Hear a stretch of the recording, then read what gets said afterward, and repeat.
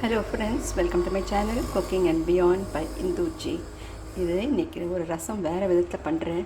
அது கொட்டு ரசம்னு சொல்லுவாங்க. தட் இஸ் ஒன்லி புளி கரைச்சி அப்படி தாளிக்க வேண்டியது தான். பூண்டு போட்டு தாளிச்சிக்கலாம் ஒன்று தான்.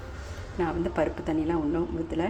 அதனால் கொஞ்சமாக நீங்கள் வேணும்னா கொஞ்சம் ஊற்றிக்கலாம். கருப்பாக இருக்கேன்றதுனால கொஞ்சம் பருப்பு தக்காளியெல்லாம் போட்டு நீங்கள் கொஞ்சம் கடைஞ்சிட்டு அதில் விடலாம். அது கொட்டு ரசம் பேர். ரொம்ப பருப்புலாம் இருக்காது இதில். ஆக்சுவலி இது உடம்புக்கு ரொம்ப நல்லது. சீரகம், மிளகு, தனியா, ரசப்பொடியில் எல்லாம் கலந்துருக்கும் இல்லைங்களா, பருப்பு. அதனால் இது வெறும் ஒரு அவசரத்துக்கு ஒரு கொட்டு ரசம்னு சொல்லுவாங்க. அந்த மாதிரி கொட்டு ரசம்னா நத்திங்கு. அதில் இன்னும் நிறைய பருப்பு தக்காளி எதுவுமே இருக்காது. இது வெறும் புளி தண்ணியை நல்லா கரைச்சி வச்சுட்டு உப்பு போட்டு வச்சுருங்க. கடாயில் கொஞ்சம் நெய் போட்டு கடுகு, காஞ்ச மிளகா, 2 வெந்தயம், கருவேப்பிலை இதெல்லாம் போட்டு நல்லா வதக்கிடுங்க.